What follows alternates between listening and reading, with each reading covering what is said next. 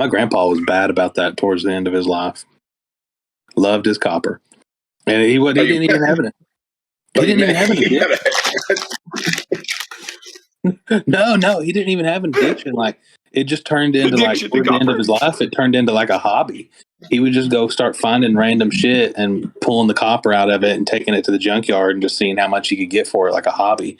And I mean, if it wasn't screwed down, it was going missing. Just trying to power level. Do you ever nab any catalytic converters or anything for the platinum? No, but he would. We had a couple perfectly good generators that got sacrificed for the cause. I mean, he wasn't out stealing shit. It was just like stuff of his that, like, oh, I haven't used this generator in 2 years. I think I'll pull the copper out of it. I mean, fair enough. Well, at least it's his own stuff. Yeah, it was his own stuff. He emptied out a lot of his own stuff real quick. It was when copper was like real high. I wish I was like copper right now. All right. So Wob said he'll be here in about 5 minutes. If we want to go ahead and start, I'm okay with starting with the copper addiction. Just cold start. Let's go. Andrew. Yes, Clone incorrect. Loudon, sir. When? Come on. When's this happening? So is that the questions I've been? Is that where the questions I've been getting are coming from? Yes. I'm really glad our listeners actually were doing that. Yeah. Every single episode we've said that you're developing a Loudenser for us. Dude, that explains so much. I've probably got 10 messages over like the last week or two asking when the Loudener was coming out. And I was like, every time I'm like, what the fuck is going on here? Like, I didn't know where it came from. Yeah, well, it's here. So we want a fucking tube with a mount on the ass and no end cap. It's just a fucking tube, and it's gonna make your shit loud as fuck. That's what we want, and we want to sell it to our loyal listeners. Ethan, is there a link? Yes, it's right there. Oh, I wasn't here. At the Okay, it's like there. I'm in it now. Sorry. It needs to be like a horn where it actually magnifies the sound coming out. John, here. I have some ideas here. I believe the design for it is in the group chat. Where is John? Right here. Do you think we could make a Loudener? I mean, not with the tube sizes that we have on hand. I mean, I sent you those reflex blast diffusers already. They're basically going to be that. I mean, you could make it like a giant tuba horn. Yeah, like what I just put in the general chat, like a really big brand flash hider. Oh God! Like the ones Geisley was selling when he was going through his midlife crisis. Mm-hmm. Oh, dude, they were wild for a little bit when they came out with that, and then like the bayonet mount that goes on M-lock or whatever. If you weld a freaking funnel on the end of something, then sure. Can you do that? I can do it. Is that the phase that Mark LaRue's in right now? I don't know. Every post on Instagram, he's digging his grave even further. That's been Mark LaRue for a long time. Somebody needs to take the internet away from that man. They need to have like an employee meeting. They need to have like an employee meeting at LaRue, and everybody just vote to change all the Instagram and Facebook logins and just not give them back to Mark LaRue. Mark LaRue's like the fucking McAfee of the gun world. I think if you showed Mark LaRue like a router and just unplugged it, he'd be like, oh shit, the internet's gone. I guess I can't get on the internet again. And that would be that. He blocked me for my posts, ML. I mean, I was just saying like, I was just saying perfectly normal, nothing offensive stuff, but I would just sign it ML. And I guess he eventually got pissed and just blocked me. Just lie to him about what your name is. Say your name's ML. Can we get into the shitposting days and now becoming a real business, like what that transition was like? That's what I was going to ask. Can we get into that? We can delete this if you want, but I just remember following you and the page was called, and then like suddenly you made like a. I'll edit that. Come on. I don't know. You made like a series of companies out of it. Like first it was Qualtech didn't come first, right? What was it first? Yeah, Qualtech was first, and John's Qualtech too. So essentially, just me and John. I met John through a mutual friend of ours, and he was wanting to do like some side job work stuff. And so when Qualtech first started, we had a different engineer which I think some of you knew Blackfoot. And so he kind of helped get Queltec started. And when Queltec first came about, for like the first 6 months, Queltec was in business. All the Queltec parts were made in China. And I know I'm probably going to get hate for saying that, but it is what it is. So we had a bunch of designs, but no way to make them. So we found a machine shop in China. Because I didn't have much of a budget. I only had like $5,000 to start the company with, was like my budget. And so I contacted probably 30 different machine shops in the US. And I was like, hey, this is my idea. This is my budget. Are you willing to work with me? And pretty much all 30 of them just told me to fuck off, that, for $5,000, they don't really even want to talk to you. And so we finally just went to China, even though we didn't really want to, because China, they don't care if you have $5. They love money. So we started having some parts made in China. And once we finally built up enough capital, we for U.S. machine shops to talk to us, we moved everything into the U.S. And then Blackfoot left to go start his own business in the oil and gas industry. And not long after that is when I met John, and it worked out good because John was an actual, engineer like Blackfoot was, but then he also had the ability. He knew how to run the CNC machines and do all that kind of stuff as well. And so then me and John started down the Queltec road, and eventually we just did Otter Creek too. It was like Otter Creek was never a plan from the start. It's just something we kind of did. That's super cool. I just, I don't know. I legitimately found it funny that you just, to me, since I didn't have any of the insides and I just saw your shit post every once in a while, you just like became part of a. It wasn't suppressor at first, was it? Just solvent traps and like form one stuff. Solvent traps and tools and just different stuff like that, and kind of like how I said, I only had a $5,000 budget when we initially started Queltec for like some of the parts. The way I built that budget up was through the there was the gun bunny molester meme page, and there was the fat fuck meme page, and I did that whole shill Teespring bullshit, and with the Teespring shirts and stickers and meme shirts and stickers and stuff like that printed by Teespring, and I sold enough of those to where I finally saved up $5,000, and I was like, all right, let's do something with this, and that's kind of when we started Queltec. Excuse me, did you just say you made $5,000 from selling shirts on a shitposting page? Is that what you just said to me? Yeah, between shirts. I think and what stickers. He's saying to us is that we need to start selling shirts. I think we're selling shirts and loudensers. And then Teespring eventually banned my account when I did those dick-shaped M16 stickers. And all the merch. Sorry, I'll leave it there. So, like, buy Loudenser, get free T-shirt. There you go. Yeah, I'll take that. Yeah. No, you buy a Loudenser, you get to buy a T-shirt, and then we'll make. The charity is actually just us. The T-shirt says I bought a Loudenser, and all I got was this lousy T-shirt. I kind of want that T-shirt. Ask John some questions. He's more interesting than me. He worked for like a robotics company and has done all kinds of cool stuff. Did you make that dog that carries the machine gun in like the Boston Dynamics dog? No, I don't. I've not worked for anyone that prestigious.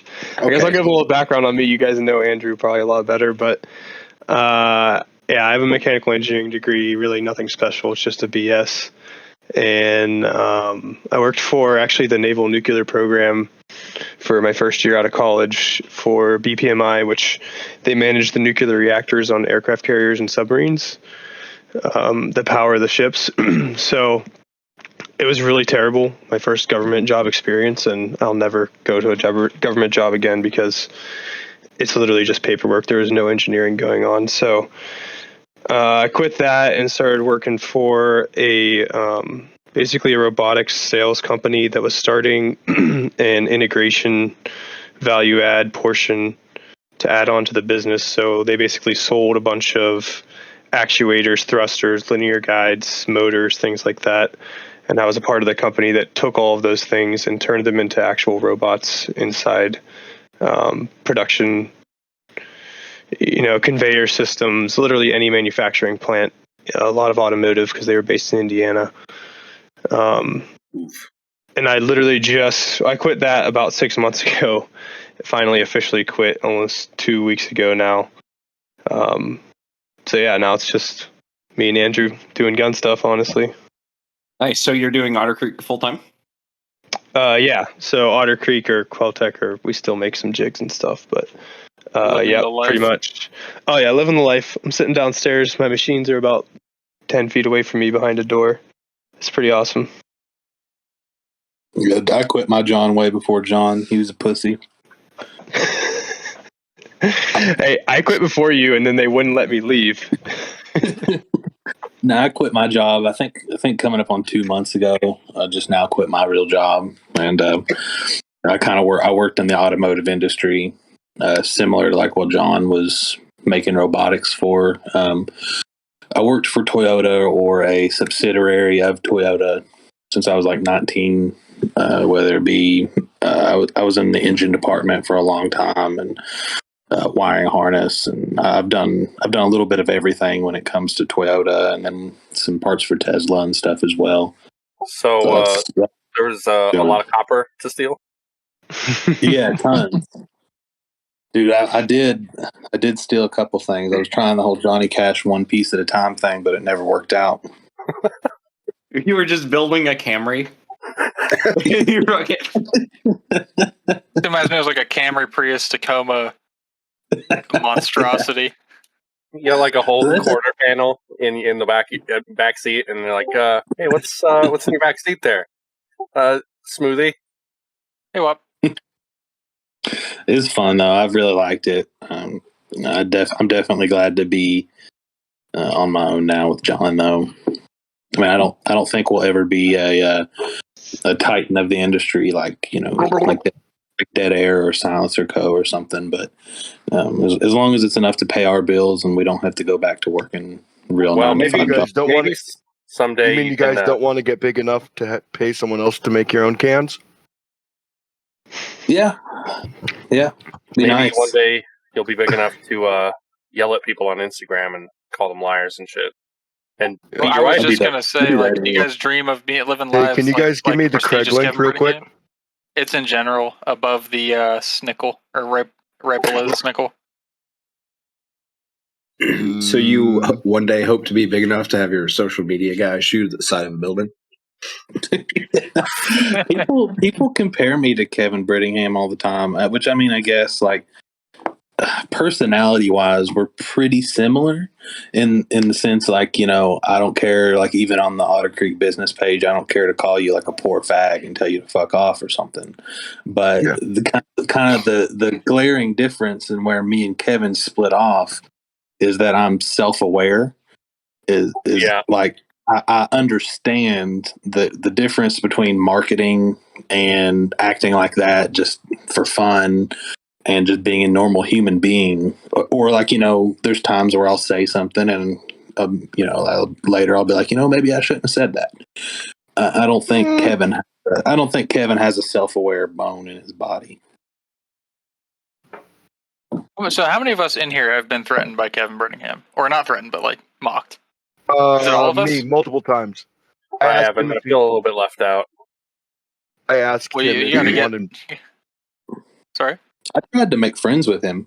I really did. I made because I'm cool with everybody, like Mike Pappas, Todd McGee, like the Energetic Armament guys, the Thunder Beast guys, Jay, the Situation. Like I'm cool with everybody, and so like I was like, maybe I want to be Kevin's friend.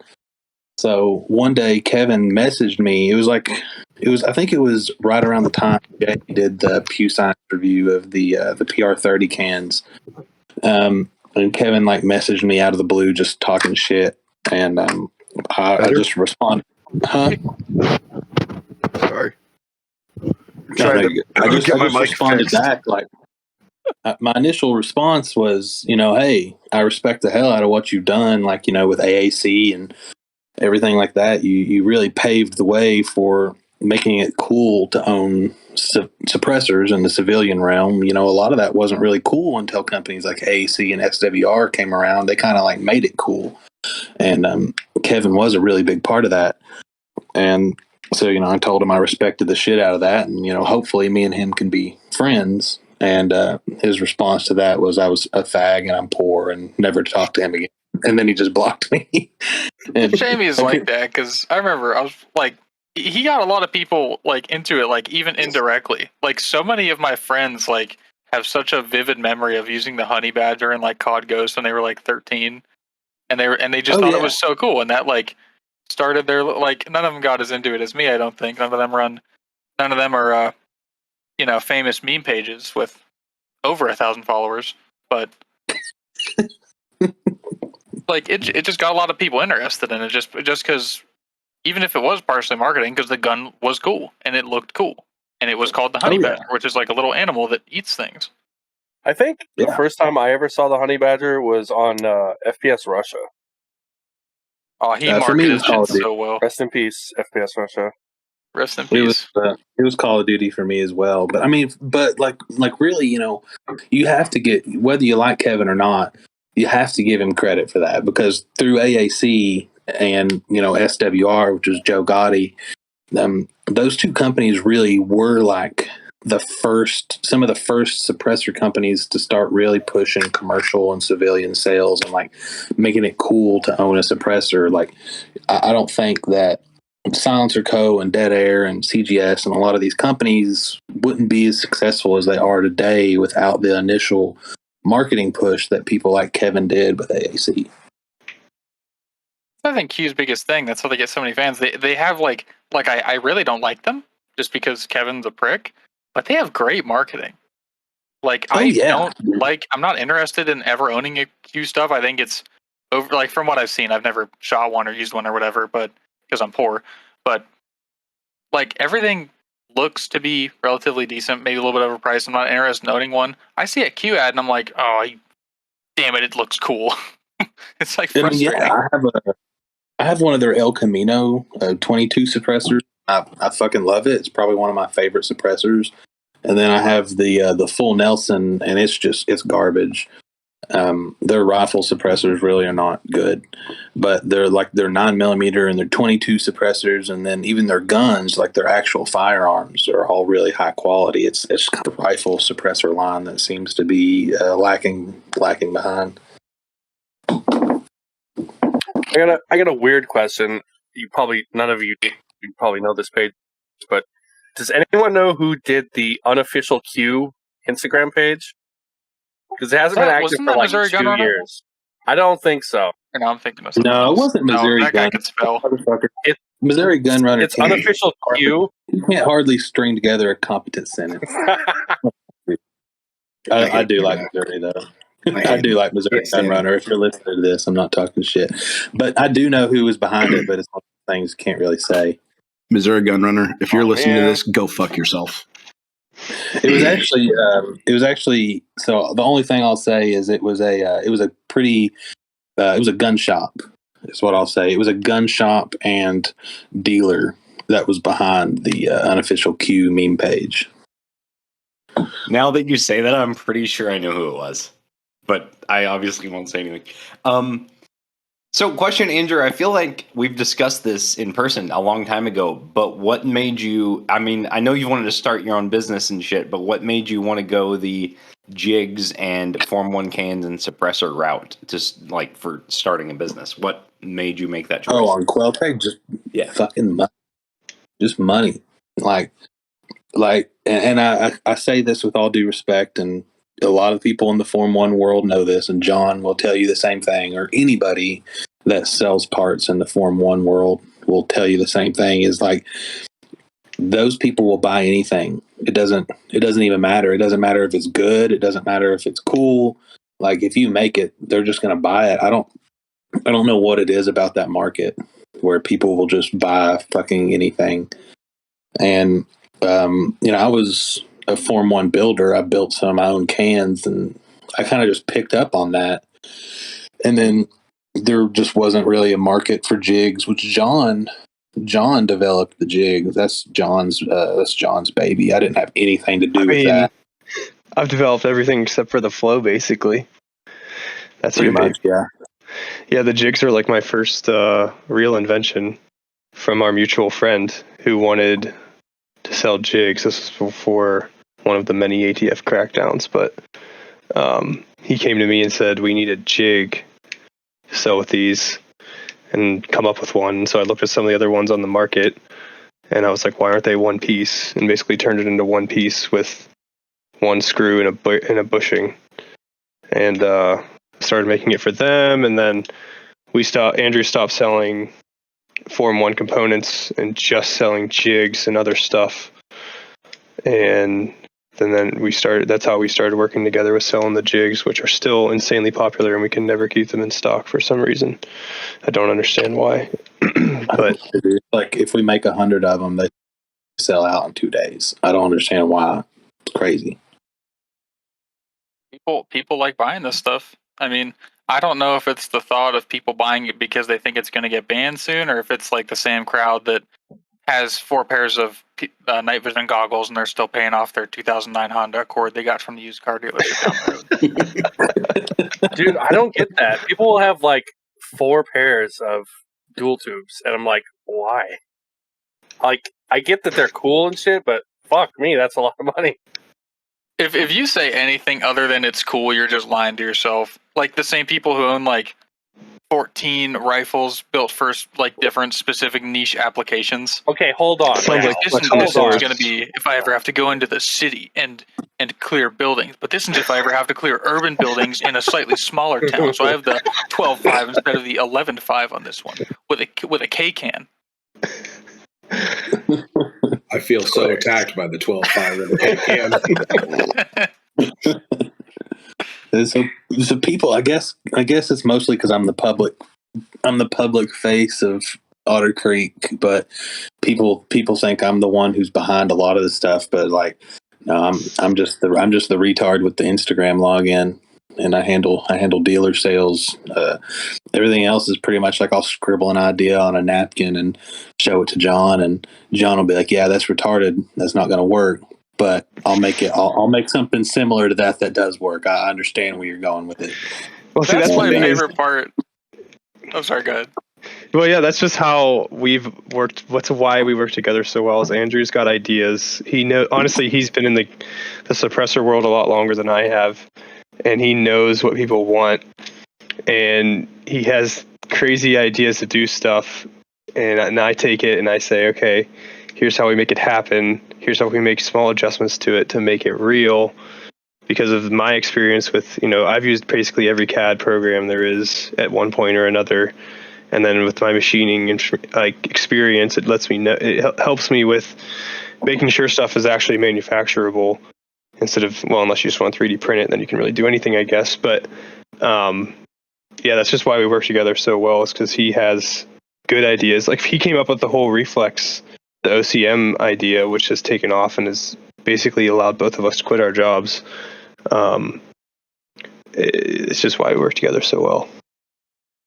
I appreciate the transparency on your page. Like, well, obviously, like you can't show everybody your ideas, but like you'll never see Surefire or like some like big suppressor company make a post like, "Yeah, we thought it'd be funny if we turned half the baffles backwards, and so we built a can like that, and it actually works pretty well." Like it's just hilarious. Some of the things you guys do that and build just seemingly because you want to. Oh yeah, I mean, wait till you see what we have coming. In a perfect world, like, and this was John's idea. He says, like, in a perfect world, we need 4 days a week for like production, where we just run stuff that's going to make money, and then we have 1 day a week where we can just build whatever off the wall random idea we want just to fuck around. And it doesn't always work out like that, but we try to make it work like that.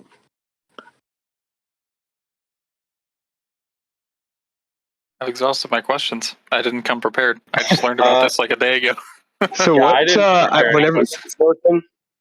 I listened to the AK thing. I scribbled down a couple things. Did one of you guys say you work for Arrow?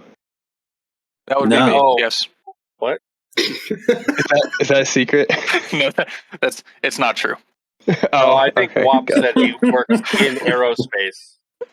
Not for Arrow. okay. Yeah, Gotcha. in air defense. Okay. I don't know if John and ADM. Yeah, I love them. I love everybody their in this lowers. chat is just a Because shit poster page. I was super interested in the. You guys had a pretty lengthy discussion on like the AK build quality and just different ways of manufacturing the AK, and they were talking about pressing two knurled pieces together. Lots of interesting stuff like that, which was really crazy and I thought really interesting. It sounded like some of you guys are machinists as well. They might know Yeah, about that stuff. So what do you do, or what do you make? Large parts for the aero defense industry. Okay. First one in pre-production shit. Gotcha. That's cool. I have a question I thought of earlier. Wop, you can go if you want. Yep. I think Wop was about done. I don't know. His internet's weird, I guess. Yeah, so. I can't tell. Here, just ask it. Wop can keep talking Okay, later if you can hear us. Suppressor mounts. What sucks and what is good? Surefire's fucking garbage. Okay, that's what popped into my head too. That's what I was wondering. That's my favorite's the Dead Air Chemo. My personal favorite. The Q Plan B system is really good if you can, set aside the fact that it's Q. But then you have companies like Rearden and Liberty who are now kind of solving that problem. Like maybe you want to run the Q pattern, but you don't want to give Kevin any money. So you got the Rearden and Liberty. That's really good. Some of the worst mounting systems are Silencer Co. ASR. It's a garbage system. Except for the threads. Surefire, garbage. Which one? Surefire. I'm not a fan of the Surefire mounts. Yeah, I've heard bad things about the war comps and such. Is it all Surefire or just the war comp? Just pretty sure it's just all Surefire. Like, okay, if you think I'm lying about this, Google it after we get off here and look it up. In the Surefire owner's manual for their suppressors, it says in the owner's manual, it says when your suppressor becomes carbon locked on the rifle, simply undo the mount and shoot one round through your suppressor so it launches off the rifle. Like, they literally tell you when it becomes carbon locked, just unlock it and shoot it until it launches off the rifle downrange. Point it in a safe direction to where you can retrieve. Inconel baffles, baby. That is some fucking Soviet engineering shit right there. Yeah, like what company's going to put something out and be like, all right, look, it kind of sucks. So when it messes up, just shoot it until it comes off. Make sure it's pointed in a safe direction so you don't shoot it down a mountainside. You're going to want to find your nearest rock, 5 to 10 pounds, and give it a big whack. Yeah, that's a different kind of cannon. Andrew, do you remember when I broke the fuck out of your Griffin pistol suppressor mount? Yeah. I'm sorry. I actually, it's funny you say that. I'm kind of fondling one in my hand right now like it's a fidget spinner. This definitely was a huge failure on Griffin's part, which would explain why there's already a Gen 2 out. Talking about the cam lock? Yeah. Oh, no. Wow. God damn it. Wow. I can't unsee that. No, Ethan was with me when I got it in. Like, Ethan was here. And so, I have a couple pistol cans and a couple hosts. And so I spent like $300 ordering all this Camlock stuff. And I got it in, and me and Ethan got it all out and was getting it put on. And it just, me and him at one point just kind of both looked at each other and was like, oh my God, this fucking sucks. Like, it's not good. It's just not good. Oh, yeah. Like, you torque it just a little bit too much, just hand tightening it, and your threads don't fucking exist anymore. It was great. So is it just soft material?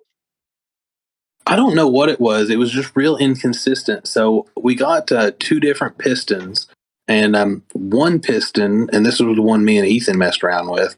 One piston, if you just barely tightened it, like you could grab it with 2 or 3 fingers and tighten it, and the threads would automatically strip off of each other without giving it hardly any torque.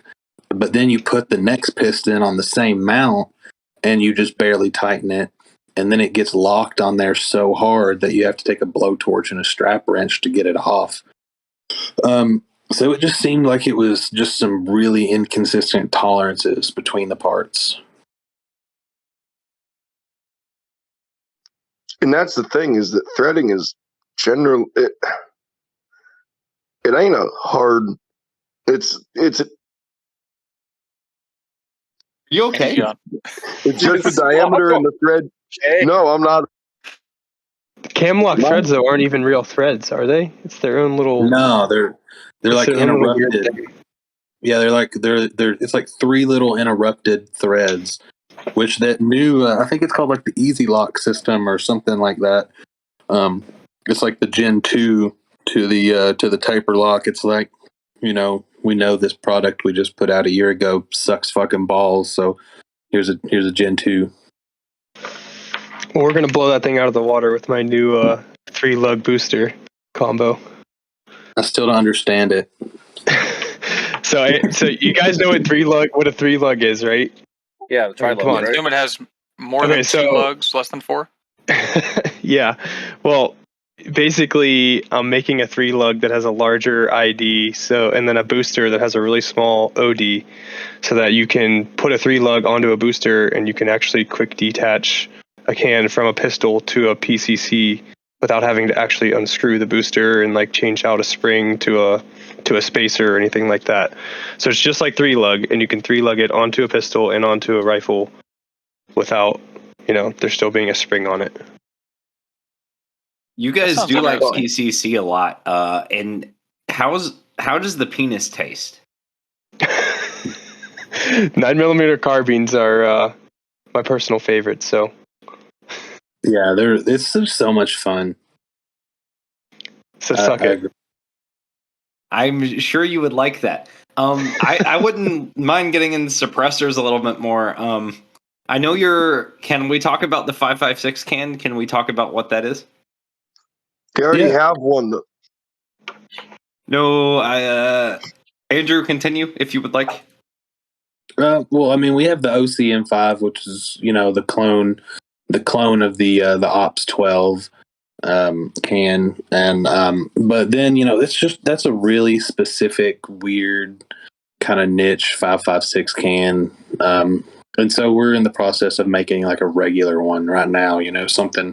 Something more along the lines of a YGM Turbo or a Surefire or something like that.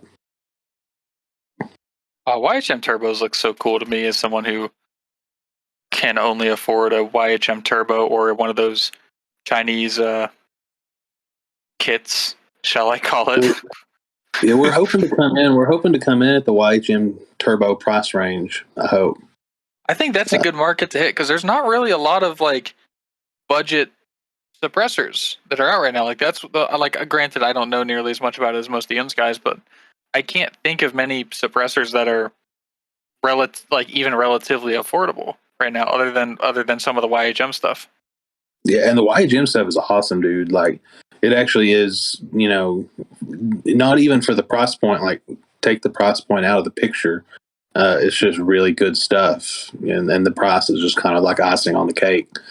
And so it's definitely going to be challenging making a suppressor to compete with the YHM stuff, but that's kind of what we're working on right now. So you know a lot more obviously about the manufacturing costs of this more than most of us, since you guys do it. Is there a reason YHM is able to make such a competitively priced product that still performs like so relatively well when compared to some of the other bigger companies like that? Is it just because the bigger companies are doing enough sales whenever they overinflate their prices, you think? Well, if you look at the YHM can, yeah, they're full welded. So if you look at the YHM cans, they have the turbo, they have the turbo T2, they have the resonator, they have the resonator K, They have the R9, and I feel like I'm missing something else. So 5 or 6 cans that are 100% identical. The only difference is the hole through them, the hole size. You know what I mean? And so when you're making 6 cans that are identical, the only difference between them is the hole size. You can really just crank a lot of them out really, really quick. And they're tubeless, full welded cans, which, you know, it's kind of I don't know about a misconception, but I don't think a lot of people realize the reason that the industry is gravitating more towards tubeless cans is just because how much cheaper and easier they are to make. That like they're in manufacturing, 99% of the time that you're losing money is in changeover. If your spindle's turning, cranking out parts, you're making money, and that's you can. Yep. 100%. If you're running the same parts, or the parts for all these cans are practically identical, man, you can put an auto feeder on a machine, and you'll just be cranking them out all day. Yep. So those YHM cans. I mean, I think I talked to a dealer, and they said like their dealer cost on the YHM cans was like $200. So that means, you know, YHM is selling these suppressor, and you know everybody likes to try and at least double their money. So if YHM is selling to a dealer for $200, and then the dealer's turning around and selling it for $400, you know, it's pretty safe to say YHM probably has $100 or less in each of those cans. Wow. I think it's the same reason a lot of optics are so expensive. I mean, there's not a lot of competition. Like you see, okay, I'm gonna get a lot of flack for this from people who do not like HoloSun. HoloSun puts out a good product for incredibly cheap compared to your aim points, compared to your Tex. Yes, I know. That's why they got sued by Tritacom. I would take a 403 or a 503 8-point clone over a Pro any day. Fight me. Yeah, the pros are going my clone guns, bro. How else am I supposed to LARP like I was in Black Hawk Down? Yeah, I'm a fan of HoloSun stuff for sure. Andrew, you're a big optics guy. You've made fun of more optics than I've made fun of people. And that's a big list. Yeah. So what are what are some good what's some good shit out there right now? What's some shit out there right now? What do you put on what? I know you're in the long range too, so talk about long range. It has to cost at least $2,000. That's kind of more my area, is the long range stuff. Like when it comes to like red dots and holographic sights and some of that kind of stuff, I'm not a real big tactical guy. I'm a little too fat for that. So I kind of stick with the long range stuff. The Vortex Gen 2 razors, good budget scope. And then, the Mark Vs would be like the next step up from that. Then the ATACRs would be like the next step up from that. And then you got the Zero Compromise and the Tangents and all that stuff. And then you got the NX8 line, the Not Force NX8 line. 30 millimeter Not Force isn't real Not Force. Those aren't very good. Can we talk about like how fucking corny a lot of optics names are? Like Night Force. Tell me Night Force doesn't sound like a fucking Steven Seagal 1992. Fuck you, faggot. It sounds like a Hollywood rendition of what an evil gun company would be called. Saying bad words. Seems like a movie Steven Seagal would star in.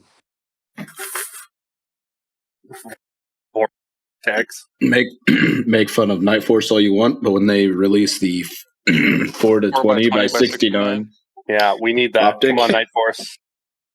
Yeah, we really dropped the ball with like harassing optics companies. We need to get back to doing that in full force. Hey, you all ask John some questions. You all ask John some questions real quick. I got to go get a can of dip. Ooh, I've got a good question. I've got one. Excuse me. We heard you also operate some heavy equipment.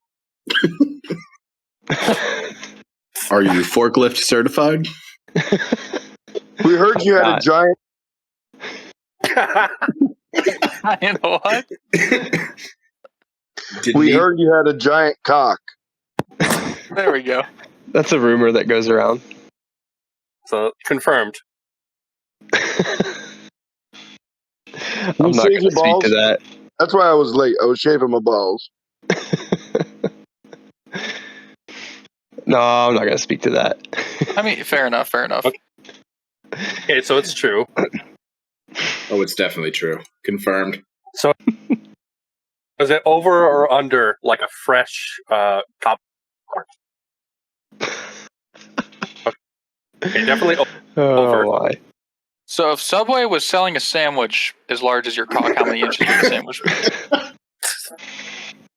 Are we in here talking about John's big dick? Of course we are. Oh man, I wish they knew you, John. I wish they knew you like I knew you. Andrew, I've seen your penis more times than I've seen my penis. Like, wow. I can't even see mine no more. So okay, look, I got Andrew can't see his either. But what? This might embarrass John a little bit. I'm sure it is. No, it's a good thing. It's one of your positive qualities. One of the things I admire about you. So John, he is a very. I've known him for quite a while now, and I've never heard him say a single curse word. I'm pretty sure that he could burn down his $200,000 house and shoot a hole in his foot, and he would just be like, "Oh darn it, this really stinks." Like he's just so innocent and so sweet and proper. Never gets upset, never gets angry. Never a mean word or curse word towards anybody. And so, one day I made like a little dick, and his wife is the same way. Okay. And so one day I made like a little dick joke at John, and his wife chimed in and was like, "Oh, that's not true." and so Got a good one there, John. and so like you just would have to know John and his wife like on a personal level to understand how off color that is for something like that to take place. And so, and this was on Facebook, I believe. We've just arrived at the conclusion that John has a massive penis, but he won't show it to you. How long have you known him? Like, is this something you can wear down, or you think you're never going to see it? I think I'll get there one day. John, you have to join hockey. You have to play hockey. I'll play hockey if I can see your dick. I'll go buy a pair of hockey. Wait, don't you just live in like Kentucky? Is there? I didn't know they had hockey there. I live in I play Western hockey PA. in South Carolina. Wait, you live in Western PA? I do, yes. All right, I'm DMing you. Oh, there's too many Yinzers in here. What the fuck? He's like, there's too many people with large cocks in Western PA. You gotta get out. He's DMing I'll say you. this, that makes one of us. But John, what flex weight is your cock? I use a 75 on my stick. Oh. But I thought you can't use two sticks in hockey. Andrew, can I mention the best video of you on the internet, or do I have to delete what I just said? Nope. All right, good. Blocked. Blocked and reported. Blocked in real life. And R.I.P. I have a question for y'all. What's up? So, the materials used in suppressors are some fucking rude bitches. You got titanium 17.4. People are using Inconel. Do you guys ever have those moments where you're like, fuck this shit, we're making it out of aluminum, and if they don't like it, they can eat it dead? I did when we started. Yeah. Right now, though, I've pretty much dialed in titanium. I just got there with stainless, too, because we've been doing these these CMs. I still call them reflex cans. But titanium I've had dialed in for a little bit now. You just got to find the right insert, and you find the right speeds and feeds that work out. And now I can run titanium for roughly, I want to say 8 hours without changing an insert. It's pretty consistent, pretty good. But It does it definitely is different from steel in that you can't run bar feeders because the insert life is so much less. It's like almost not worth it because you're going to go in and change inserts after a bar or two. Anyway. I just thought of something while you guys were talking about different materials for suppressors. I was like, man, what's the dumbest thing you can make a suppressor out of and still like market it to people? And then I remembered that thing from a couple months ago, that polymer suppressor called the Mute that just disappeared after everybody flamed it to death. Yeah. Whatever happened to that thing? I don't know. Firmament did it just about as close with their fucking C300 steel. Was that them? Was it Energetic that did that? They got memed off the internet. That polymer suppressor company did. Okay, hear me out. Hear me out here. Okay. Magnesium suppressor. Dried semen. I really want, and I don't think it's something I've talked to John about, but I think it'd be cool to make a magnesium, like 22 long rifle suppressor or something. I mean, I understand that, you know, magnesium in its form is flammable, but so is titanium. It only burns a little bit. It'll be fine. Well, I mean, titanium's the same way, though. They use titanium powder in fireworks and things, you know. Titanium's incredibly flammable. I was deburring a wing support for an airplane, and it was a threaded hole, and I used a little deburring tool, and the chips down in the threaded hole caught on fire. And it looked like I was staring at the sun. It was bright as fuck. Yeah, titanium, when it burns, you ain't doing shit to it. You have a titanium shop fire, go ahead, grab your wallet and lunchbox and walk out the door. You ain't putting it out. You can use sand. That's about it. Well, just make sure when you're using your magnesium suppressor that you find some nice dry grass to shoot into to catch all the particles.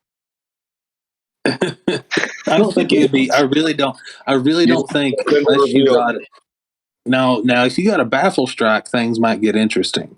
But just existing as a suppressor, I think it would be fine. But I don't know. You can put some gasoline on the ground; it'll like absorb the sparks. That 17.4 y'all are using, is that preheat treat before turning? What? The 17.4 y'all use, the stainless. Is that what y'all use? I'm not. Yeah, we use 17.4. It's heat treated after welding, actually. Oh no shit. Yeah, you can't weld it like after it's heat treated. It gets too brittle. So John machines it, and then I assemble it, weld it, and heat treat it. Heat treating is the step of the process. Are y'all okay with talking about programming? Yeah, that'd be a question for John, but I'm sure he would love to. Are you guys running CAD cam, or are you guys doing conversational? Oh, F conversational. No, CAD cam. I use Fusion right now, but I just got was it SolidWorks? I just reached out to SolidWorks. I saw they had a deal for companies under $1 million. There's only like a couple hundred a year versus their normal couple $1,000 license. So I think I prefer Pro E. Well, so Fusion 360 is kind of crap, honestly. It's definitely the crappiest CAD CAM software of the big boys, but it does have its perk in that the manufacturing environment and the design environment are both tied to the part. So if you make a change, like a dimensional change to your part, you literally just click a button and you're over in the manufacturing environment and it's all there, and you just rerun your tool paths and everything's updated. Whereas a lot of the other ones, you're buying Mastercam and you're importing parts into it, and I haven't really used other ones lately, so maybe that sort of stuff has changed. But Fusion 360 is decent for that sort of close integration between CAD and CAM. Yeah, I've used Mastercam a little bit, and then just SolidWorks is, I think, 90% of it. I like SolidWorks a lot. If you guys are a small and pretty agile company, what's your runtime from? You're sitting say you two are sitting down having beers, and you're like, hey, we should fucking try this. What's the time between holy shit, I got an idea, to you're out back shooting it? If you really wanted to push it. If we really wanted to do it, a week. Yeah, a day or two, a week. Because I got to ship it to him. Like I said, I'm in Western PA, but. Yeah, so a lot of people think that me and John live in the same town and work in the same building, but we don't. I thought it until about 5 minutes ago. Yeah, I did find that out. we are working towards getting all under the same building, but I mean, it's kind of a deal where like, I don't know. I helped John, the machine that runs all the Otter Creek parts. I gave him the money for the down payment for it, and we're putting him as a part owner in our company, and so we really are the same company, even though we're not in the same building. If that makes sense, but Right now we have separate FFLs and separate LLCs and all that jazz, but that's just kind of formalities on how we're working right now. That's Yeah, so you but don't get no damage. What's we that? still work really closely together. What'd you say, Wop? Or was that Wop? Someone said something. Oh shit! I hit the button by accident. I'm sorry. Continue. No, yeah, Oh, but no. we text more than I think either of us like. We talk or text basically all day and just about whatever's going on, new ideas, production status, whatever. But We even tell each other I love you.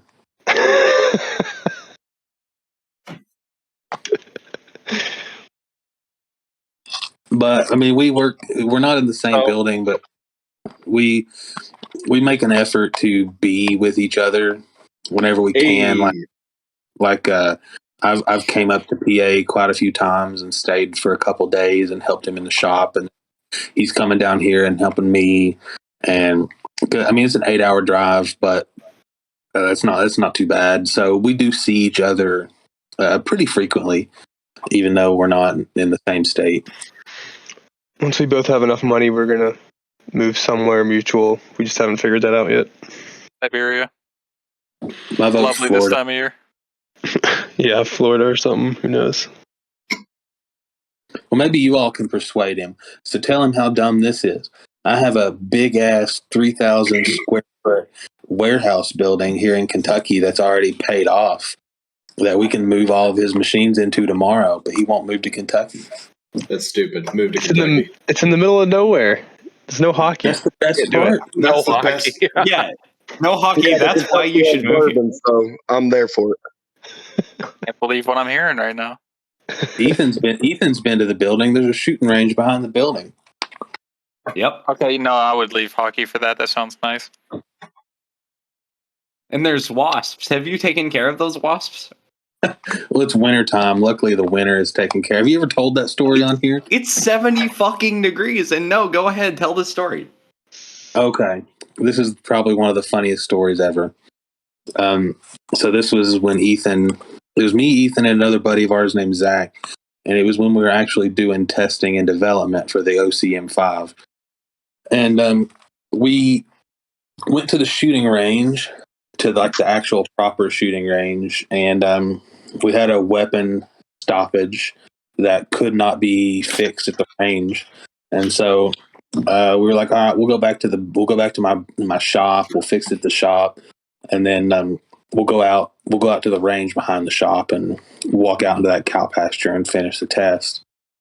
And so we did, and we walked probably about 20 yards into the field. We had to jump a barbed wire fence and go through some weeds and stuff. And we started the test, and then all of a sudden, we all started at the same time going like, ow, what the hell? What's going on? And I'd actually shot the gun into a yellow jacket's nest. And so probably about 40 or 50 yellow jackets came pouring out of this nest and swarmed us and latched onto us, and were stinging the absolute shit out of us. And so we dropped a lot of our shit and just ran, and we hopped the barbed wire fence. Like, I think one of us got cut on the barbed wire fence, and we ran into the shop thinking we were safe. But we didn't realize that there were a lot of them still latched onto our clothes or latched onto us, still stinging us. And so even though we were in the building, we were still getting swarmed and stung by the ones that were already on us. I think by the time all was said and done, I counted like 20 stings on me. Zach had quite a few. Ethan had quite a few. We were all swollen up and like sick. It was pretty bad. Did y'all pee on the stings to make them feel better? I think that's jellyfish. Shut the fuck up. Close enough. As great as that was, can we talk about the SOCOM testing, what that standard entails, what it actually shows, and then the testing that you put your designs and products through before you release them? Yeah, that'd be good. So the SOCOM surge test, it was outlined by like the Naval Warfare Center and some of the SOCOM contracts and things like that. It's a test that any suppressor has to pass before it can be like issued into military service or whatever, depending on its application. Like, obviously the suppressors on like the sniper rifles and like the M24s and stuff like that don't have to pass this test, but if it's going on to like a fighting rifle, battle rifle, it has to pass this test. It's 8 mags straight nonstop, alternating between semi-auto, 3-round bursts, and full auto. It's a pretty hard test, and with the OCM5, we had to make some changes. I think on our first 2 attempts, we didn't pass the test with the OCM5. How far did y'all get? Well, we made it to the end. The can finished the test every time, but then inspecting the can afterwards, just some issues were found that shouldn't have been there. And so making a couple changes. And so that's kind of the thing, is like, make a change, go back and repeat the test, make a change, go back and repeat the test. And so finally we made a change, passed the test, no issues with the gun whatsoever after. And then I think I ended up repeating the same test quite a few times with the same can, just to verify that it was, going to keep holding. And so that's kind of the testing procedure for any kind of duty can that we're going to put out. Now, do you do any testing past that? Yeah. I mean, that's just the durability testing. We do a lot of I think have you been with me for any of our metering days, Ethan? No, because I would yell too much and mess it up. Yeah. Well, I mean, we have a sound meter too, where we'll meter things and start changing some variables and really try and tune the sound as good as we can. And we use a BK 2209 meter, which I realize a lot of people talk shit about, but a lot of the people who talk shit about the 2209 are below me on the Pew Science rankings too. So when did you know that you were going to do that well on Pew Science? Like, you had to have known before you shipped that. You're like, yeah, this thing's some hot shit right here, dude.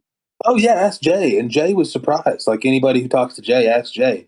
I sent him the cans, and then I sent him the Pew Science ranking list, and I said the L can is going to fall right here, and it's going to be this number, and the S can is going to fall right here, and it's going to be this number.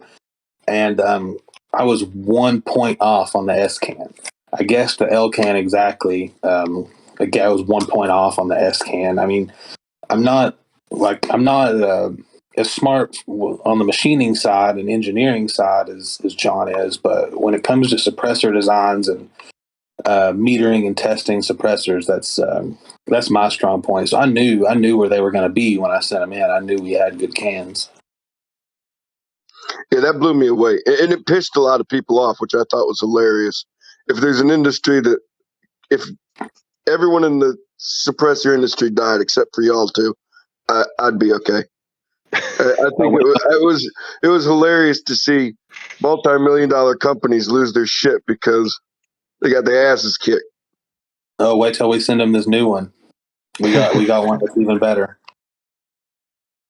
We've been working on a new one because I was really happy with where we fell on the Pew Science rankings, but at the same time, like, I was a little bit disappointed at the same time because I wanted to be closer to CGS. Like, going into it, I knew that we weren't going to beat CGS. I knew that, but I was hoping to at least be close. Hyperion's fucking freaky with how it sounds. Is there anything you guys do to like test cans that might be a little bit unconventional to the bigger companies? Come in them. Hey. I don't know, John. Sometimes I wonder if the other companies are even testing them. Cool. What? Is there no cum in this can? Someone must have used it. The answer would be no, as some companies really don't do very thorough testing. I feel like the testing and metering and, we do point of impact shifting and accuracy testing. We do pretty thorough testing on everything, and I definitely feel like we do more than some companies do. But yeah, we went through a really thorough testing regimen on the PR can. I mean, we changed individual. We made over probably 20 baffle stacks, and we changed from one to the other. We would, make 13 holes instead of 11 holes or whatever, and different things, different thicknesses, different angles. We tested a lot of stuff to narrow down which parts. We have a gallon bucket full of baffles. And I mean, you all know what size baffles are. They're not big. They're smaller than a dip can. They're about the size of like a scope ring or something. We have a 5. You're not going to hear Surefire using a dip can as a unit of measurement.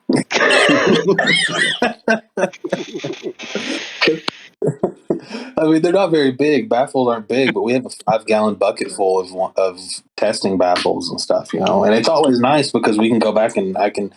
I don't think legally, like, if the ATF is listening to this, I'm sorry. I don't think legally I'm technically supposed to have a 5-gallon bucket full of baffles laying around, but I do.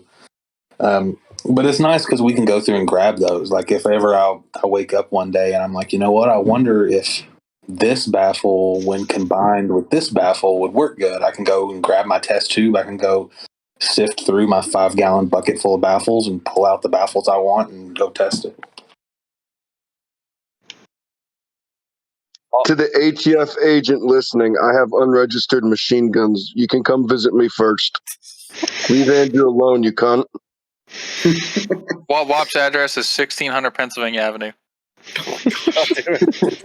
Bet you won't no knock me, you fucking pussies. So do you guys like the Boogaloo? Oh my gosh. How do you do, fellow bootards? This episode I'm so glad that trend died. February 7th. It's funny because it was like a pun on January 6th. Oh my gosh. Oh, he said it. God damn it. That reminds me of 9/11. The words. Oh my gosh. Tragedy. 9/11 was a national tragedy. I don't even know if John, do you know what Boogaloo is? Yes, Do you know what 9/11 is? Give me a break. Yes, I know what it is. Like I've been on the internet. You didn't even have an Instagram until like a couple months ago. So I didn't know if you were aware. Nothing on the internet is real. It's not important. This is true. Andrew, can we talk about those 22LR cans that we exploded and why they lasted so fucking long? Can you speak to that? Oh man, that one, we never found all the pieces of it. Yeah, we blew up. Me and Ethan, and some of our other buddies, we took some 22 long rifle cans and we put them on a SBR 5.56 and ran them until they blew up. And the Chinese aluminum one, it was like one. I'm sure everybody's seen them. It's like the $8 Chinese fuel filters. It actually lasted a surprising amount of time. Well, we were putting 5.56 through them, not 22LR. Did you say that? Yeah. Oh, I ignored you. Yeah, but we put it on my full auto lower and we were just letting them rip. I think Polinar made a video like that about a month and a half ago, where they did something similar. They got one of those like $20 fuel filters from Alibaba or whatever, put it on an AK-74 and shot quite a lot. I mean, the suppressor was not in good shape after, but it lived. He was using the big one. We were using like the 1-inch diameter ones for like 22. Oh, Jesus. And so when that one finally blew up, it was like a pipe bomb. We went back and it was actually pretty dangerous. Like looking back on it, it's a wonder nobody died. We we were conducting the test very Kentucky like, and so we had the gun on a tripod with a full auto lower, and then we were hiding behind a pole, and somebody just reaching around the pole and squeezing the trigger. And anyway, we had a camera set on slow mo, and when that can blew up, it sent a baffle straight back into the pole, like hard as fuck. And if that pole wouldn't have been there, definitely it would have taken you out. Like you would have died. Oh yeah, there was some parts like right behind me, and it was funny because it was your brother behind the pole, and I was like, Ethan, that's not safe. And it turns out he was in the safest position possible. Yeah, dude, that one baffle that went over the roof of the shed. So I mean, we were shooting at the shed. The shed's probably 15 feet high and 20 feet wide, and we found baffles laying on the other side of it. Like when it blew up, they went everywhere. So don't do that. Is the lesson to everyone, or do I don't care, or do it. I mean, yeah, I don't do it if you're legally allowed to. I'm not telling anyone to do anything illegal. But it'd be pretty cool. That's the cool thing about having an SOT. If I want to make an $8 suppressor and blow it up, I can do it for $8. What's the first thing you made when you got your SOT? I think I serialized a couple of the illegal suppressors that I had.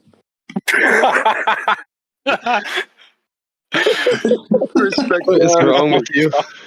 Man, the guy at the ATF office is like, man, this guy, first day of having his SOT, he has 12 suppressors serialized now. This guy knows how to run a fucking machine. I've made that joke. I made that joke so many times in the Form 1 world because, like, with the Form 1 world, you got to file the stamp and you got to wait for it to be approved. And then after it's approved, you can start building. You know what I mean? And so, like, I made a meme. It was on the Fat Fuck page. It got shared like everywhere on the internet there for a while. It was like an ATF agent making a real confused face, and it's like, I just approved this guy's stamp 5 minutes ago. How's he already shooting the suppressor that would take 5 hours to build? No, I think the first thing I made. I think the first thing as an SOT was when we started the PR. We already had a pretty good game plan for the PR cans and knew what we wanted to do. And we were just waiting on the SOT to come back. And so as soon as it come back, I think day one, we started on PR. And then you had your SOT almost a year after I had mine, actually. Yeah. So John was ahead of me on that. Like, he was ready to make the parts, but I hadn't got my SOT back yet. And so day one was starting on PR development. And I think the first thing I made for myself for personal use was a full auto lower. That'd be most people's like number one, other than a suppressor. It's just impractical, but so cool. You gotta have one. If you're an SOT, I'd make a Molotov cocktail out of a fleshlight. You guys see that meme the other day? They just made the first serialized pipe bomb, a couple months ago. Ordnance Lab is awesome. They fucking launched homemade Molotovs out of a cannon. Yeah. Oh my god, that sounds even more dangerous than fucking awesome. That's terrifying. Man, I want a cannon. They look so fun. What about ATF going after cannon as an SR? They are so fucking fun. I think it's hilarious because white supported gun control. I have to return some videotape.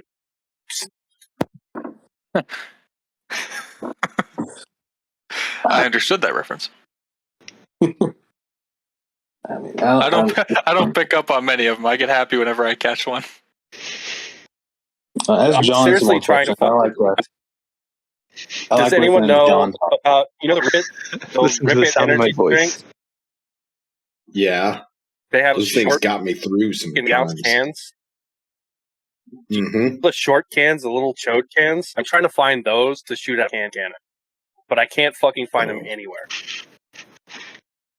I just thought of this. I don't know what made me think of this. So everybody on here is a meme page, pretty much like a shitpost page.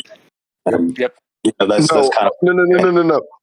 All of my pictures are very real, and my advice is legitimate. okay. I'm a But legal advice. that's kind of where I came from, is the meme page and shit post thing. And so like Leah Speed, for example, she messaged me last week on the Otter Creek page wanting a can, and then like the Military Arms channel. like it's just funny because like a lot of these pages have me blocked. They had my meme pages blocked. They had blocked me on my meme page, and I don't think they know I run Otter Creek. That's fucking funny. And obviously, that's never hilarious. caused problems in the past. Huh? Nothing. Seriously, guys, ask John some questions. I'm trying to think. My brain doesn't like turn real quick. Oh, I've got a question. I'm here. Would it be possible for the Loudenser to double as a pocket pussy? I can't even make. Like I said, I can't even make it on these because I don't have the material. I'm asking for. Yeah, he doesn't have enough material for him to make one the diameter that he would need and the length. Yeah, his lathe can only run. We're making the Loudner, though, right? We are making this, right? Yeah. Cool. We'll I'm gonna start whipping up a design on MS Paint. Whoever'd like to watch. Right. I mean, for John, it's gonna need to be at least like 13 inches long and a diameter of like 10 inches. From what I've heard. I heard this crazy rumor about you, man. Yeah. Who's me or John? John. Andrew, I've heard rumors about you too. Oh man. All of Andrew's are true.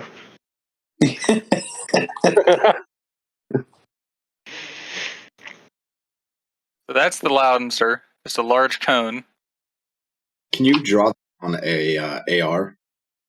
Yeah, that's the next mock-up. I'm starting with this is a TX22, so it can be something low pressure we can try it out on. And then we can have the pocket pussy patched. Oh, underneath. Did y'all see that picture where a guy put a pocket pussy in a SIG brace? Yes. I think we talked about that actually, on an episode. No. We gotta have the pocket pussy be perpendicular to the bore. No. Gotta be perpendicular. No, this way you can use it while you're shooting. Oh, you see how it comes down? No, the pocket pussy gotta be perpendicular. That way you can finish into the Loudenser, and it creates like wipes. It'd be like a whatchamacallit, one of them, like a well rod. One of the flintlocks you just put like glass in. You could use it as like a projectile. John's gonna have to go say 5 Hail Marys after this. No, I won't. I'll mock up an AR. Well, I think we could make one. I'll have it made in China. How's that? Even better. That's even better. I think people would buy it. Just a tube. Just a fucking tube. I still got my boys in China. I'll hit them up. Have them make it. You got Ping Ping and Zing Zing over there ready to roll. You just link a funnel. I tried to sell my other business. I tried to sell my other business partners on buying a Chinese kid, but they all said it would fall under sex trafficking, and we couldn't do it. Yeah, and like you would have to build suicide nets around your shop and everything. But I mean, they got 13-year-olds running those CNC machines like a boss, and they only charge pennies on the dollar for the parts. Oh, yeah, so it's better than making shoes. Yeah, if I hit them up and I'm like, look, I got $10,000. How much for your 12-year-old lathe boy? They would probably sell them to me. 7-7 drew the muzzle threads on the fucking AR, but didn't get the lore right. Wait, where you need to send these in the thing? Here, no, I'm streaming it. You can help. I'm streaming to Discord. Someone screenshot this for meme value later.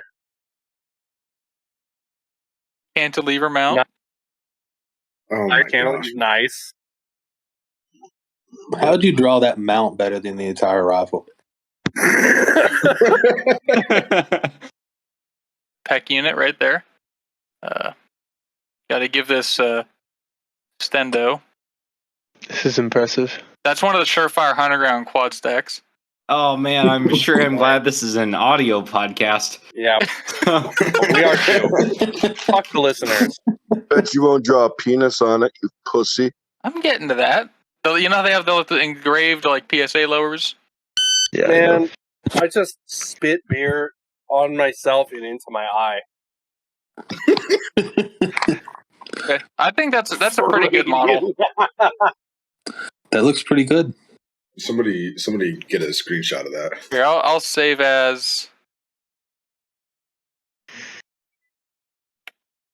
I took a screenshot. Andrew can weld that funnel on any of our reflex blast diffusers, and Andrew, So you someone do can have upload that to the podcast page whenever this drops.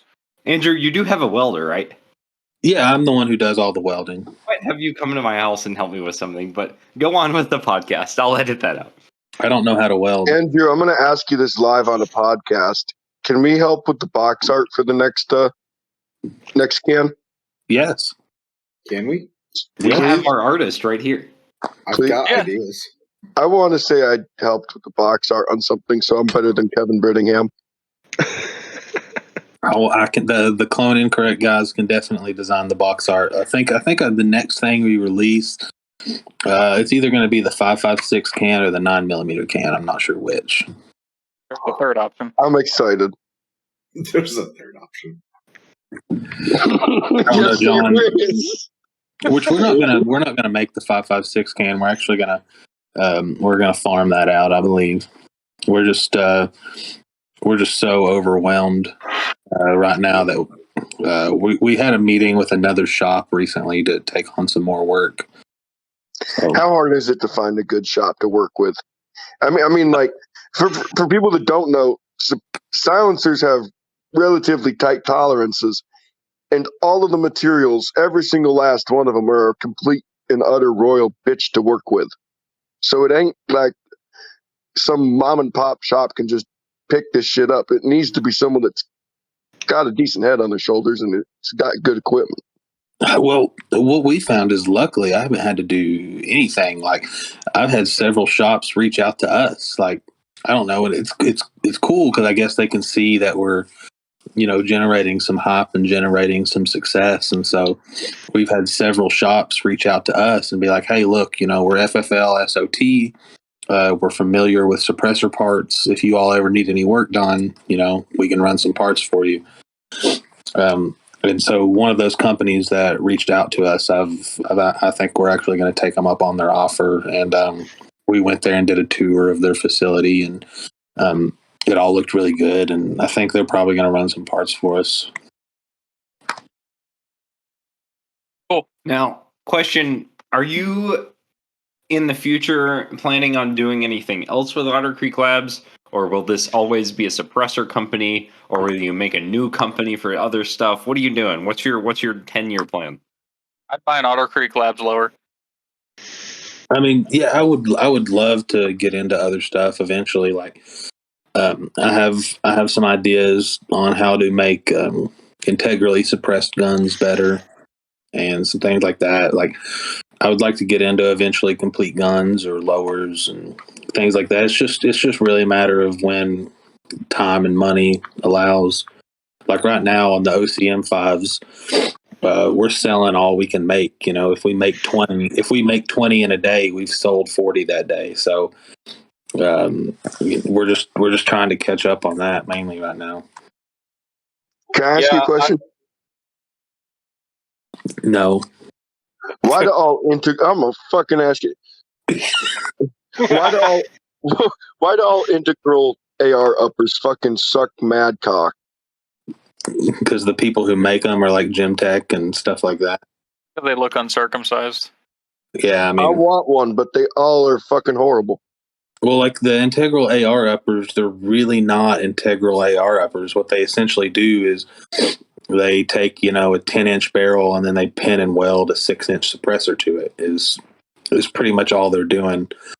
But I have a cool idea about how you could run the suppressor on back, and the suppressor and the gas block would be one integral unit, and the gas tube would actually run out of the suppressor, and so the suppressor itself would be working as the gas block and as the suppressor. Sounds fucking cool. Sounds really cool. Yeah. You better hurry up because that's going to be public domain here in a minute, and John's going to smack you. So. Nah, all of our we haven't. I don't know if we should say this, but we don't If have you a single steal that thing. We idea, don't have a I'll single thing fucking- patented. So There's no sense in Uh-oh. there's no sense. Patents in the gun world are the dumbest shit. Like you can just change one little thing and you're good. Like patents are stupid. And it's in principle they're a great thing that protects intellectual property, but at the same time they're very, very expensive. And so say on the patent we call out, this piece has to be at a 45-degree angle or whatever, and then somebody can come in, well, that piece isn't at a 45-degree angle, it's at a 46-degree angle, and it's just fucking stupid. You can tell me patents work for guns, and then I can just show you a picture of that little PSA dagger that's not a Glock that PSA is making. Right. The Question. parts. Do those exist even? I think they do. I've seen Yeah, you go on the gun deal Wow. subreddit, they're for sale. I think they've I've made never like 7 of seen them. anyone post one. If I added 1/10 to every dimension on something, could it get around the patent? Is that how it works? not It quite. really depends. It really depends on how it's written and what the patent calls out specifically as like a critical feature. You know what I mean? Gotcha. I think you just described how the internet thinks 308 conversions work. It is how they work. Yeah, I've got a question that relates to the last two in terms of QD mounts, like we were talking about suppressor mounts, and then if you guys wanted to branch out into other stuff, what about like any kind of QD optic mount? Or if you have experience with any of them, what do you think sucks or what's good? I like the ADM ones a lot. All right, nice. I haven't really used a whole lot of QD mounts. I had a Burris one. It was like a Burris QD mount, and that thing was garbage. But like I have a couple different ADM QD mounts, and they've all been really good. Yeah, I have a shitload of ADM mounts actually, and they all return to zero pretty fucking close. Like within a minute, I think on all of them. Oh yeah, for sure. Like I have one that I had one for a while that I don't know. It just lined up like the stars aligned. I zeroed it on my 300 blackout with subs, and then I zeroed it on my AR9 with subs, and the zero ended up working out to be so damn close between the two rifles. I would just move that optic back and forth between rifles for a while. I had the stars align even more than that. I got like a $200 Burris RT6, like huge sale. It's a budget optic, and a LaRue mount, and mounted it up, leveled it and shit, put it on the gun, and at 100, it was immediately zero. Just can't get better than that. Your fucking chance. Yeah, that's cool and all, but I didn't have to adjust the windage on mine, so. Yeah, no, I didn't either, dude. It was dead on. I swear to God. It was unbelievable. I moved around to like 3 different guns, and even at 100 yards, the zero was within like 1 to 2 MOA on 3 different guns, and then I put it on this fucking HK 416, and it was like 10 MOA off. It was crazy. I don't know what's so much different about this HK than the other 3 guns I was running it on, but it was nowhere. Well, only the civilian HKs don't get to return to zero. That's what it is. Oh, I'm poor. Other things, I don't know if this counts or not, but like I have one of those CMMG conversions. I was using just on my regular upper, like my one with like my red dot, my normal upper that I use just for shooting conversion. Yeah, the 22 conversion. I put it in my Brownells M16, dead on at 50 yards, like perfect. Great. I've heard those things can destroy your barrel. I've never actually used one though. That's just kind of FUD lore. CMMG? Yeah, I don't know if that's true or not. Maybe something with that chamber extension or whatever the fuck you would call it, marring the chamber. Yeah, it's like a 22 barrel shaped like a 5.56 casing that just sticks in the chamber. Could fuck it up. But yeah, I've just heard from numerous people that like they put that CMMG 22 kit in their gun and ran it for like a long period of time, and then when they took it out to run 5.56 again, it was like all fucked up. Like, so what I've heard after every, I don't know an exact round count, but I have heard after you shoot it for quite a bit with the 22, take it out and put a few rounds of 5.56 through it again, just to like, I don't know if it's cleaning out the gunk or whatever. I don't know a lot about this stuff. I just repeat what I see on Reddit. But that's what I've heard about it. Maybe it's a similar thing. I don't know. you probably would run into a lot of. Am I on the what? Gross. Are you in the liberals gun hunter group in Reddit? They really like it. Yeah, they like just about everybody there. They're very inclusive as long as you don't have differing opinions. The temporary I got on there one day just to check it out, and like, I don't know, it was just the crazy, most autistic shit I've ever seen. Dude. Like, we love the Second Amendment, but then the next post down would be like praising Bernie Sanders. You cross state lines. Yeah, you cross state lines. If you ever want to just like stab your eyes out with a fork, just visit the Socialist Rifle subreddit. Oh, dude, I've seen screenshots. It's so much worse than the screenshots. If you want to see highlights from the SRA and LGO subreddits, go on to the Plebeian AR subreddit. Some gold there. Some real good stuff. I might have to do that. It's funny. I'll see some shit on Facebook, and then like 20 minutes later, it shows up on there. Any Facebook group with "nation" in the name has absolute trash. I just made a Reddit account like a week ago, and I'm still trying to figure out how to use it. I've joined quite a few like Ebony Beauties groups and some things like that, but I'm having a hard time cracking out gun groups. Andrew. Yeah. Andrew. God. You haven't been Ellie posting in the group chat recently, and I don't like it. I know. I know exactly who he's talking about. Oh, I do too. I know. I haven't been very active in the group chat at all recently. I've been busy as shit. I know. I miss you. I miss you. Aw. So I was at Andrew's. It was his new child's baby shower, and there was a game, quote unquote, game going around where everybody like voted on a name for the child. This was before it was named, and I suggested Ellie. And I don't know if it was great, but I don't know if that joke was super unappreciated or what. I don't think anybody got it but me. And that's all I care about. Did you know the kind of autism that was waiting for us? I was aware. I mean, yeah, I listened to one episode and a little bit of another one, but I got the vibe. You listened to the AK Guys episode, right? Yeah. Mm-hmm. That was a really tame episode. The first 20 minutes were the best we've ever been, and then he left. Then he left. Well behaved. All hell broke loose. Brandon must be a pretty big shot. He had to leave in the middle of the interview. I'm not gonna lie. I've never listened to a single episode. I probably won't even listen to this episode. You're not missing out on much. Oh, thank God. I don't know. The only podcast I've ever really listened to is Joe Rogan podcast, and that's just I don't know. I just like Joe. God damn it! God. What is wrong with you? The only podcast I've listened to before that one today was the Always Sunny one. I don't listen to podcasts either. Yeah, I was listening to that one. It sounds like you're yelling at a dog who pissed on the floor. Wop just said, "I'm so sorry" in chat. I guarantee you, he is not fucking sorry. He's not sorry at all.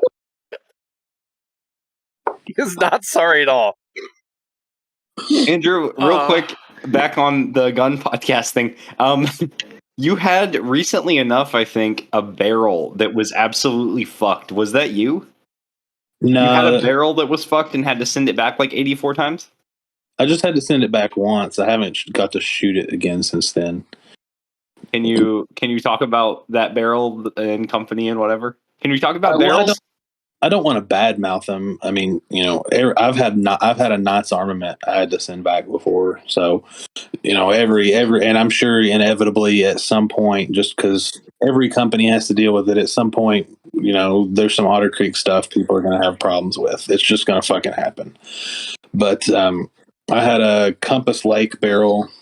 And so Compass Lake, if y'all don't know who they are, they have like a reputation for making like the most accurate barrels that money can buy for the AR platform, and they win national championships and blah blah blah. And they're really expensive, and then once you pay all the money for them, you got to wait like sometimes up to 5 months, depending on which barrel you got. And so I got a really expensive Gucci barrel, and waited a long time for it, and got it in, and it was shooting worse like my factory Anderson AR was. Like it was everywhere. And, keep in mind this is a Compass Lake barrel on a nice armament rifle, so I mean it's all in a 9.4 scope, so it's all quality components. But it was spraying like some groups for as much as like 4 MOA.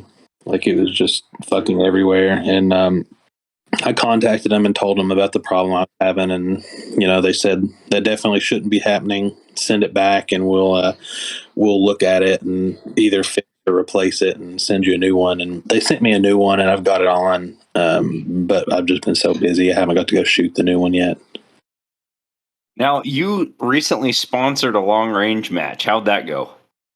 It went good. It went really good. I went and shot it. I did pretty well. I got 4th.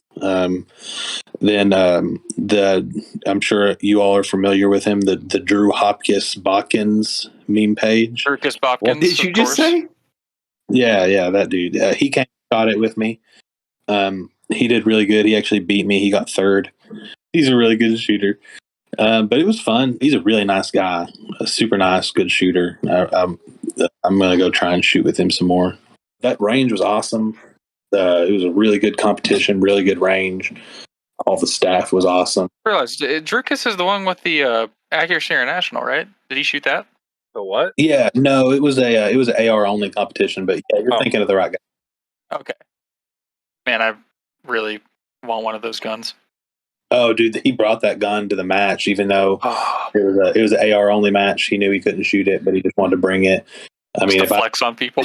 Yeah, pretty much. I would do it too. I can't if even. I had lie. Accuracy International, I'd be bringing it to fucking Walmart with me. Like, hey, did you know I had an Accuracy International? Sir, please leave the produce section. Sir, this is a he brought Wendy's. it. Just take your 5s and leave, please. Are we getting a Wendy's sponsorship? I like Wendy's a lot. Hold on, it's time for the obligatory cat. I bet you could get Wendy's is top 3. Oh, I'm willing to Why are bet you you squeezing your Papa cat? John's What the? No, Nice. Let's see, Oh, we bro. could definitely land a Papa John's sponsorship. No, for sure. They share our same traditional family values. It's something like that. Welcome to the Shackaroni segment on the Clone Incorrect podcast. Did y'all see like on a totally unrelated, well, I mean it's related to the Papa John's thing, where like he came out a couple months maybe after all that happened, and he said he was basically going to rehab because he was addicted to saying the N-word. Couldn't stop. Yes. He's like, I've eaten 37 pizzas in 30 days. Is that before or after he ate a pizza and a half for every day of the month? Like who says that? Like what world do you think through this public statement, and you're like, and you finally like you write this public statement up and you look at it and you're like, yes, this is the one, it's ready. And then I got to go to therapy just because I can't stop saying the N-word. Like, And why was he so sweaty the whole time? He's eating all the pizzas. The grease is coming through his skin, man. Shit, okay. You're It's right. not healthy. I love Papa John. And I also love our sponsor, Otter Creek Labs, who will be making a Clone Incorrect Loudenser. And sending it is it to about me to time test to it shut first. up. It is about time to wrap up. So I want to end the episode. Wait, hold on. do you have something we haven't else? shit on M-Lock yet. What? All right, thank you all for listening to Clone Incorrect Quad episode. Yeah, okay, I'll end. Good try, everyone else. So I want to end the episode on a word or phrase from both of you, and that'll end the episode. All right, John, you first. Welding is gay. Oh my God! Shut up. God, I wish we had more time so I could just flame you. Are you like implying there's something wrong with being gay, bro? Right, that's not very tolerant of you, bro. We're gonna get canceled because of that. When is the Otter Creek If we get canceled, it's not going to be because of me. Shut up. Oh man. I don't know. John's like a week behind on his run schedule right now, so instead of making a statement, I think we should just end it so he can get back to work.